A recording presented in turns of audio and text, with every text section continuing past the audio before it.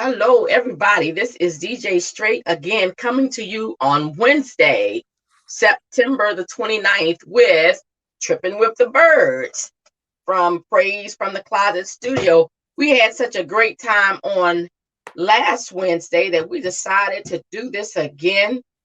There was a sign in New York when I used to go with the band. It said, "So nice, so nice." They named it twice. So today we are coming back again twice with the Byrds, with Rick and Trina Byrd. And we talked about the RV and some other things. So at this time, we're going to pick up. Hey, Trina, how's it going? Hello, how are you? Hey, Rick, how's it going today? Hello. Good. We're going to pick up and continue pretty much just where we left off. But what I did want to tell you all, I was watching Tamron Hall today, and she had Alfonso Ribeiro on there. And he said, just when the pandemic started or shortly after, he said, my wife, she was talking about his 50th birthday. He said, my wife went out and bought this big old RV. So they've been traveling to Idaho and Montana. And he says, you know how people travel around to all these different countries, like he said, to Africa and South America and the different beaches. He said, we have all of that here in the United States. We just don't take advantage of it. Absolutely. And he's absolutely right. Because I had a friend of mine, he just went to Africa, but he's like an avid hunter, and he was on a hunt. So, but you can still do it here. There's still some gaming stuff here, but I'm not into gaming like hunting per se, but he's absolutely right. There's a lot of things in the United States that we don't have to travel abroad to have here in our own backyard. Yeah, he was talking about the scenery. They show whitewater rafting. And again, even if you don't have an RV, if you just get in your car or if you go to get on a train, you can still see the beauty of the United States. Mm-hmm. Right. You'll see it. Another thing too, now is this time of year. I don't know how it's looking up there in like the Boston, Pennsylvania area when all the leaves change. I know it's been hot, but they still go through like a transformation. It's beautiful up there. Because like matter of fact, I did go like deer hunting. Didn't I really, like anything in Pennsylvania? Oh man, awesome sceneries. I mean, like the vivid colors that are there. It's crazy. Yeah. Hey, but Western Maryland is beautiful, and believe it or not, the BW Parkway, when the stuff started changing, and you try to head up going towards from, let's say, southeast, northeast DC, even if you're just going to like Arundel Mills, that little stretch between 193 and 198 is beautiful because there's no traffic. It's just the trees and things. All right. I've been up there. Only time I go up there is when I go back home and I take 301. And 301 is all like commercialized. So anyway, I don't see too many trees, but it is some beautiful scenery out there. Yeah. So when you guys are not riding in your RV, are you all parked for the year, or you're going to go back out sometime this year? This is the first time ever that we have booked for something in December. We're going to be in Myrtle Beach for our New Year's Eve. So we leave on the 28th of December. Okay. And we're going to be up there till January 3rd, I think. So this is the first time we've ever been in the cold season. We usually will winterize sometime in November. Okay. But we have a 2-week trip planned for October in lower part of Virginia. Like it's like 3.5 hours away from here. And that's like, like the October time of the year. Okay. And we were going to shut down, but then our little RV group that we are a part of, they all decided that they didn't want to go home for New Year's Eve. So the girl that usually does all, looks for all the different sites, she booked Myrtle Beach. Okay. For the the New Year's season. For the New Year's season. Okay.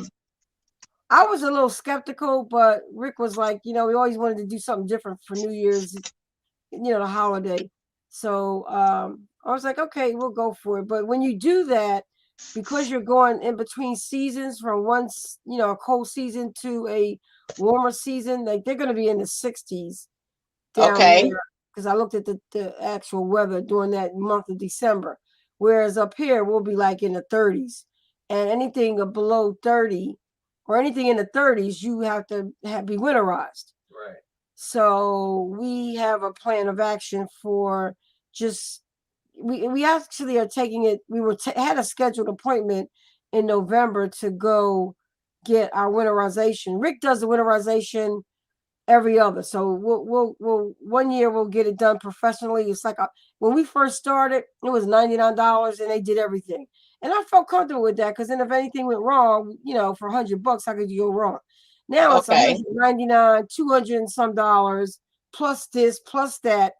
So Rick learned how to do it himself. And it's really just, getting all the water out the lines, the water heater, your wet tank, your dry, your black water, gray water, and then your regular water tank, your heater system, all of that.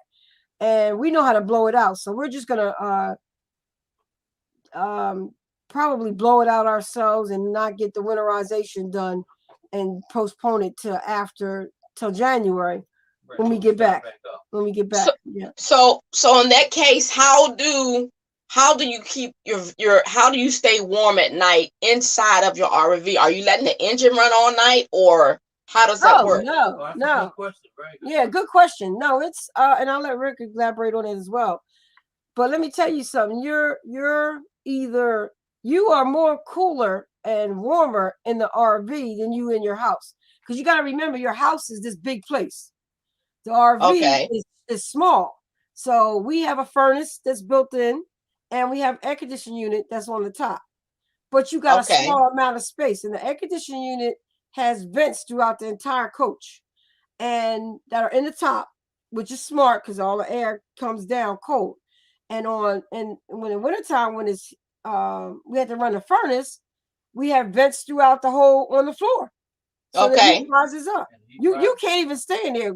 You got to turn the heat on, what, Rick, like 65 or something? If you're in there, it's hot all the time, because now you got to think of the coach as a big capsule, and is insulated. It keeps the cold air in, and it keeps the hot air in it. And it don't get extremely hot or extremely cold extremely fast. And like, it's a good thing. Well, like, yeah, matter of fact, one of my topics was like we mentioned it. Oh, can I say something, Rick? I don't mean to interrupt you, but I want to tell the story real quick. So we never really ran the furnace. I don't know what it was, but yeah, this is a funny story. You gotta tell it. So I would bring one of those. I had 2 radiator heaters inside. I had a big one in the coach part and a little one in the bedroom part. And I would just run the, I would just turn them on. They were electric, and it would keep us pretty warm. And I would just bring a lot of blankets, like our quilts that my mom made for me when I was a child. I got them on there. And we just had a lot of blankets, and I like it cold anyway. So waking up and you're cold a little bit, I was okay. But then when you got to get up, go to the bathroom, you got to take a shower, blah blah blah. So one day I was just like, it got really cold. So one day I just turned it was actually in May of this year. We had gone early, and it got real cold. It went down to like the 30s, and we were freezing. So I said, we turned on this furnace. We turned on that furnace, and from that day to the end of our trip, when I got back, I took those heaters out the RV, because you just could, you don't even need a blanket. You could just lay in the bed with your top sheet on and be so warm and comfy. That's natural warmth. Yeah. Right. Okay. It's a little furnace. And it only runs from propane. And that was another thing. I thought that by the time we got back and we needed to, go back to the propane tank, get the propane renewed or refilled, I thought we would, had used it all. We wasn't even a half a thing going. So let me ask this question. Now we have listeners on, and then we'll run it on our YouTube channel. Say, for instance, a family say, hey, this is a great time to get an RV.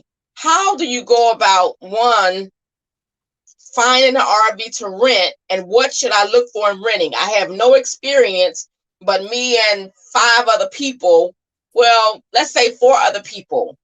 Is there a particular license that you have to drive that thing?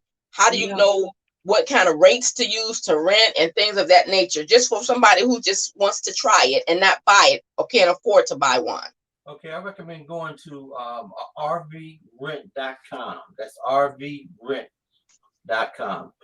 Plain and simple. They have rentals, the small rentals. It's RV Rentals, Rick. RVRentals.com. Rentals? Okay. Rentals.com. Sorry. Okay. And what you do, they have like the smaller version of a RV, something that you won't be intimidated about driving. It drives better than a car. It has all the amenities, stove, shower. It has, but like a smaller version. And that's what you want to start off with. I recommend going there first. Because I think it's like a 28 foot or something like that, or 20. Oh, okay, 28 foot. Yeah, I think it's 28 foot. What they have on like the rental, that's what you want to get. Something small if you are a beginner driving it. Novice or like a great beginner. And okay, is that all in one? Is that an all in one 28 footer? Okay. Yeah. It's like it's like a driver. You're not towing, not a tower. Okay. No, you're talking about I don't even think. Yeah, I don't think like a fifth wheel. No, I don't think they rent. Yeah, I don't think they rent fifth wheels. I don't think they rent that because you need almost a tractor trailer license to even, like maneuver like that. But I recommend getting going to that site, renting one just for the weekend. Just going to like a state or like a federal park, parking, getting like somewhere close by. Right, somebody, yeah. Do you have a special license? Is there? Can I use my regular driver's license? Regular driver's license. And, okay. I want to go back to a lot of people think that it's a big to do. A lot of those components on, like if you rent one, you will see a lot of those components, such as your stove, like your bathroom, like facilities.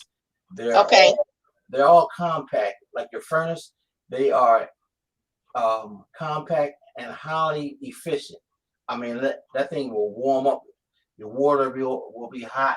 Everything will be just like it is in your home. In a house, okay. Right. In like a short period of time. But there is a learning experience. You have to, when you go to rent it, just make sure that they don't just give you the keys and go.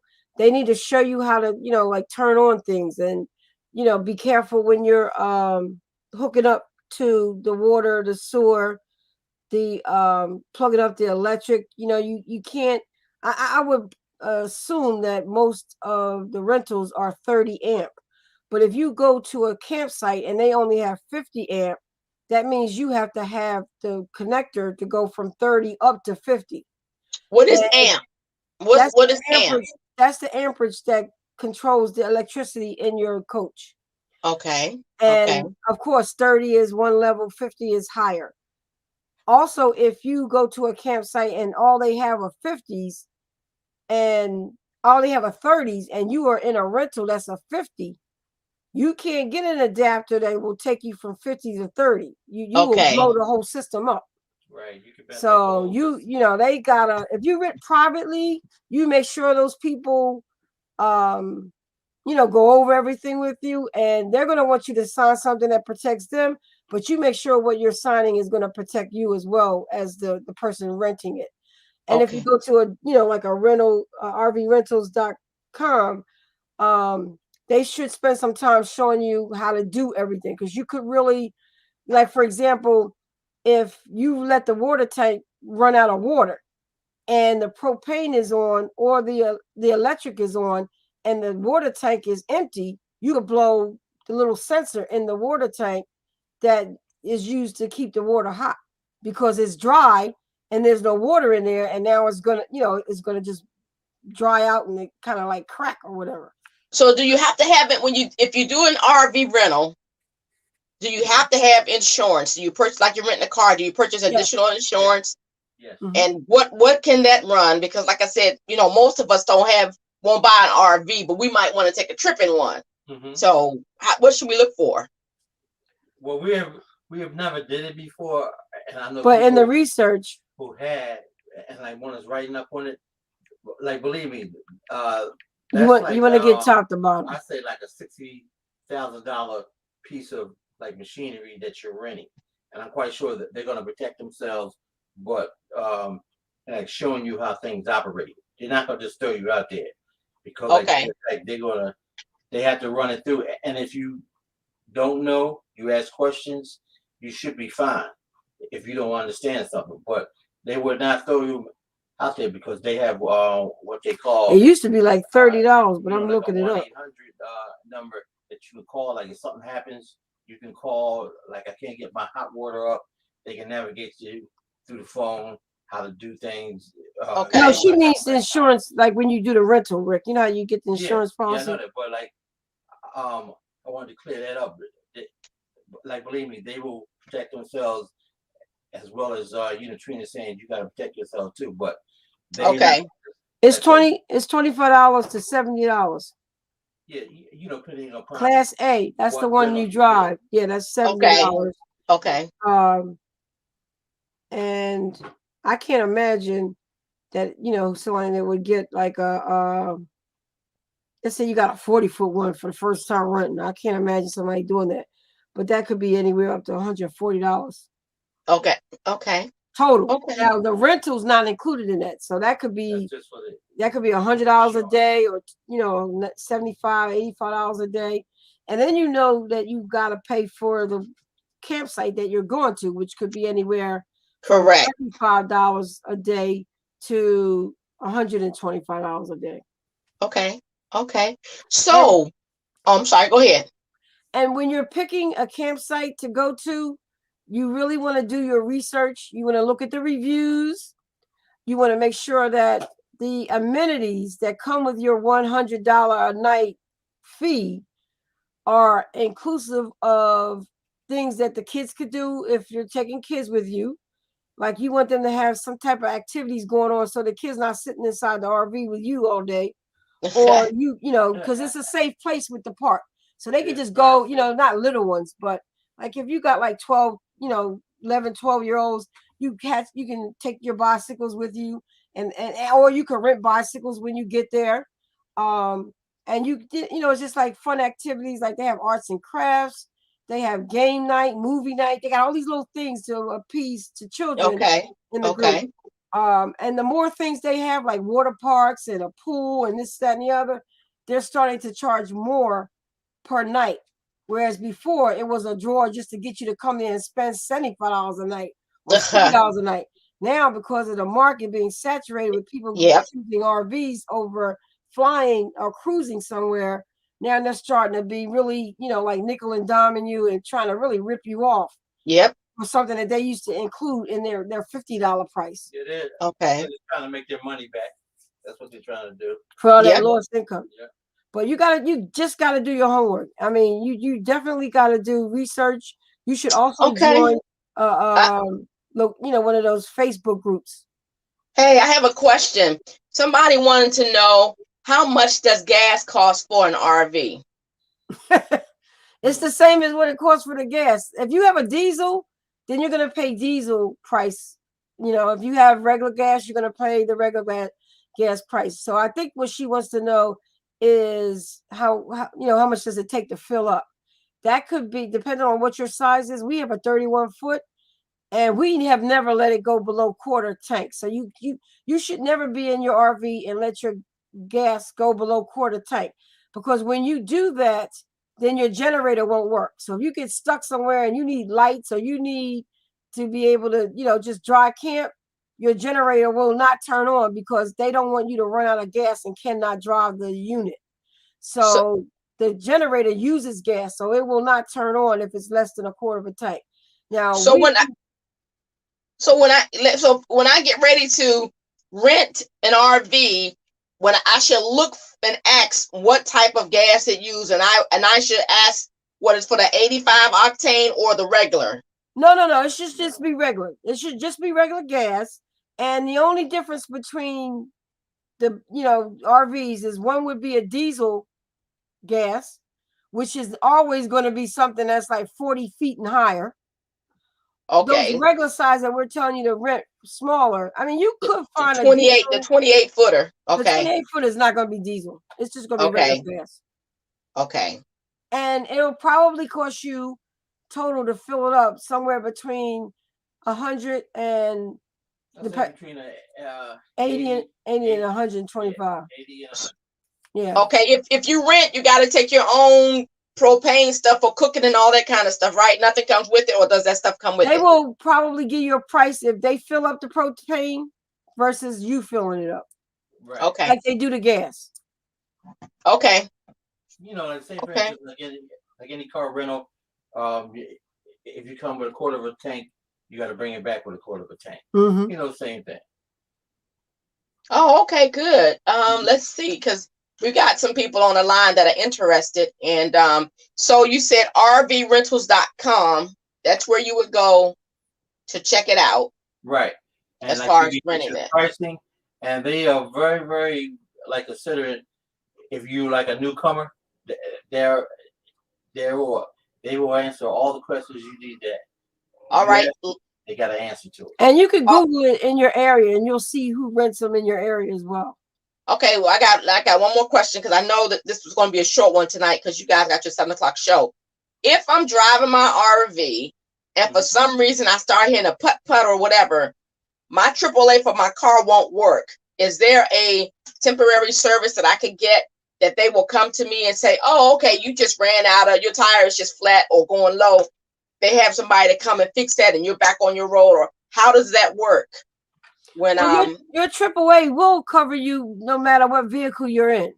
Oh, okay. They just may not tow it under your policy for free. Okay. But they will give you a discount to tow it based on your policy. So if you have a policy, like you have AAA or your Geico insurance. Okay. Check to see what they do, what kind of towing will come with your policy. That does come with your policy. Tell them that you're going to be renting a RV, and you want to get like some temporary insurance in case something breaks down or whatever, and see what they say. I know if you're with Geico, they have a RV division. If you're with AAA, they have a RV division. So, you got to do that investigation to see what they will pay for and what they won't. And if they won't, then see what you can get for like that 7-day or 14-day trip in addition to what you already pay for. Okay. Well, I put you all's email address up there. If somebody has questions and they want to email you all, and this has been very helpful information on tonight with the RVs. And anything else you guys want to share? Tell us about the show that you all have at 7 o'clock when you all get off with me. Talk about your show. We've been doing these kinds of shows for years. I think we started out in like 1992. We were on a local cable network in Jersey where we did T-Bird Computer Forum Live. And in the early 90s, everybody didn't have a computer on their desk. They certainly didn't have a cell phone in their hand. They barely had beepers in their hands. And so we started doing a live call-in talk show where we would provide information about the latest in technology. And we did live call-in. So people would call in and ask about, the newest computer equipment to buy, anything technology based. Okay. And it was an hour-long show, and we did live demos and everything. We were like the first in the area to do anything like that. And it ran for about 6 or 7 years, and then Comcast, well, actually a company before Comcast came in, bought the rights to the show, to the station, and kind of limited the shows. They let us stay on, but they limited our time. So we went from an hour show to a half-hour show. And then they kind of got rid of us completely when Comcast came on board and bought them out and just stopped all local programming. So then we went to radio, for about another 6 years. So our Wednesday nights from 7 to 8 were booked up from like 1992 till about 2008, something like that. And the station that we were on with the radio station, the man passed away and his children took over and they sold the whole station. So then we were back in that situation again, but we decided that was it. We had enough of tying up our Wednesday nights. So probably around 2000, we were off the air from like 2008 till about 2012, I think. And that's when podcasts started to be big and, just internet stuff. So we were like, oh, we got experience in this. Let's just start back up. So we did. And what we like about this is that we're not paying anybody to do, having to do the show. And we come on and do it when we feel like doing it. And when we don't feel like doing it, when life is busy or the business is busy, we kind of back off. But we came back on actually with you last week. Oh, okay. Well, that was pretty fun. Hey, yeah, I got some more questions. I've got some more questions for your RV. One of the callers wants to know, they want to know about your RV experiences. Where have you guys been? Your scariest moments, your funniest moments, etc. When you're working each other's nerves, when you're burning food and all that kind of stuff. Go for it. Oh, I got one, and Rick can do the next one. The scariest time oh my God. It was so scary. We had taken our first long trip where we were going to be going for about 8 days. And our route was to come from New Jersey and go down we wanted to see North Carolina. We wanted to see if that was be a place we would like to move when we retired. Mm-hmm. So I forget, Rick will probably be able to tell you the details. We get to this place and the hill, we're going up this hill and we get like right at the top and Rick goes to stop and we got no brakes. Oh, shit. And it's going down. So we're he put the emergency brake on and then he took it off and we went a little bit more and we tried to stop, still couldn't stop. And he was afraid that if we went downhill, we would go too fast, that we wouldn't be able to control it. And then we wouldn't know what would happen. So we're in the middle of this lane. It's only one lane. It's 4th of July weekend, Friday. Mm-hmm. And if you look behind us, traffic is like 10 miles back. Oh, wow. That's embarrassing. And we had to stay there and wait and the cops came and they was like, look, these people are holding up traffic. It's an RV with a car in the back. We can't move it. We can't nothing. Get them here, 911. Get a tow truck here, quick. Well, the people come and we used our towing insurance. They came and they had to take some piece off the RV in order to tow it the proper way. Yeah. It took like about an hour and 15-20 minutes before we got out of that mess and into traffic. So they take and tow us to one place and they're like, I'm sorry. And this is where the RV people told us to go. We don't work on them. We just do the inside of the RVs. We don't work on the car part of it. We just do the cosmetics. So they came back and got us again and they took us to another place in Chesapeake. Is it Chesapeake? Yeah, Baltimore or Maryland? Yeah. So we're in Maryland. Chesapeake, we're on our way, okay. Coming to see our son and then go to North Carolina. And they called for these hurricane winds and this dirt. We had nowhere to go. My son was out of town. We were parked up on the grass part of this location where they were going to repair the RV because all they could do was just leave us there. And the building had closed because they all closed early because it was 4th of July. It was a holiday. So we had to stay in the RV overnight, waiting for them to open up the next day, which was a Saturday morning. Mm-hmm. And the RV was just going, we were in hurricane winds. I just got on my knees. I said, Lord, please let us survive. Wind was everywhere. Trees was falling down around us. People's lights, people's roofs was blowing. It was pretty scary. It was scary. Wow. But we made it through. We got our service and everything was fine. That's enough to be scary about with the brakes. Go ahead, Rick. Tell us your funniest moment. My funniest moment.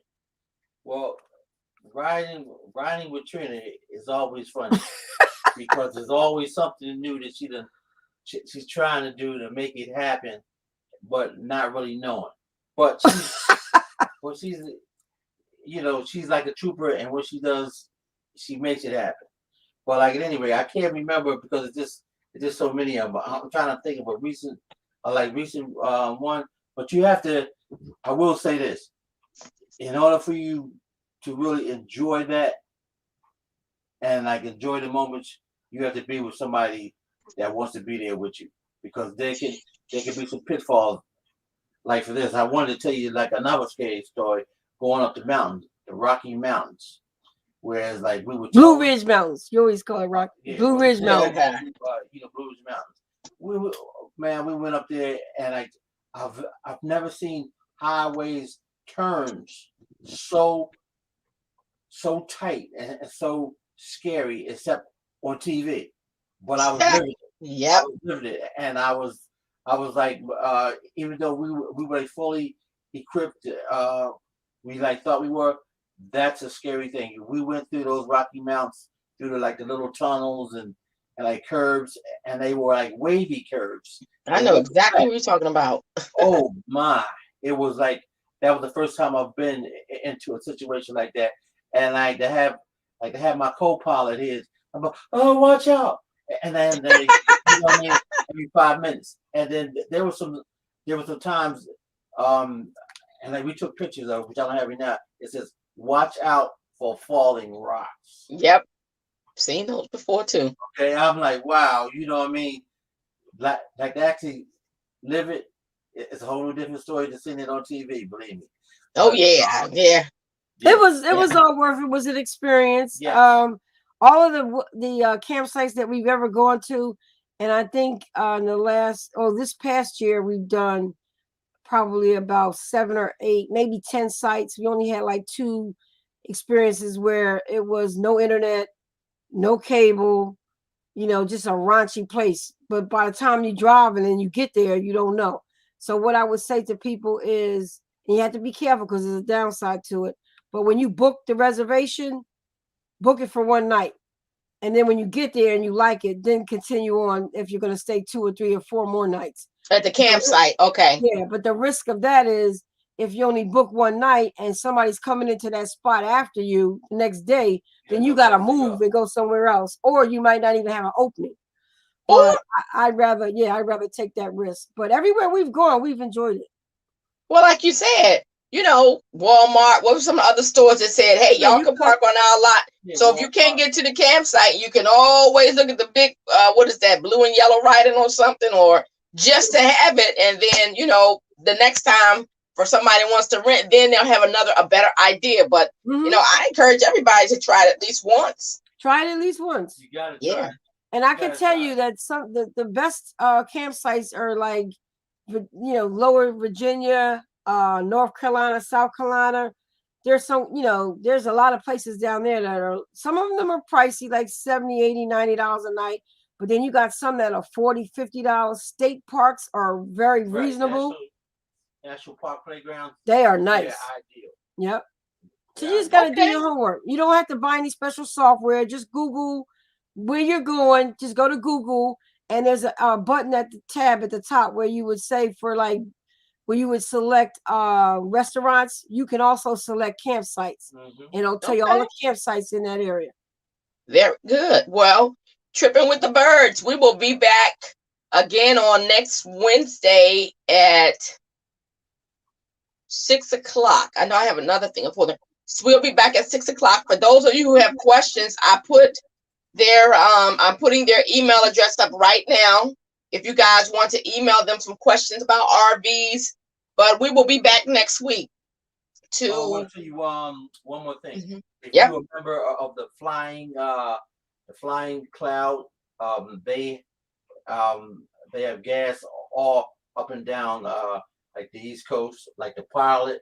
They have discount like repairs. If you're a member, if something was to break on your RV, they give you discounts. How do you become a member? All you gotta do is is apply for just like the credit card. Okay. Yeah.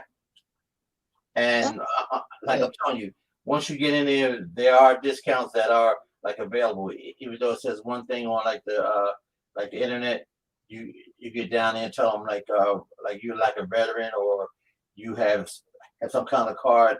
Seniors, AAA.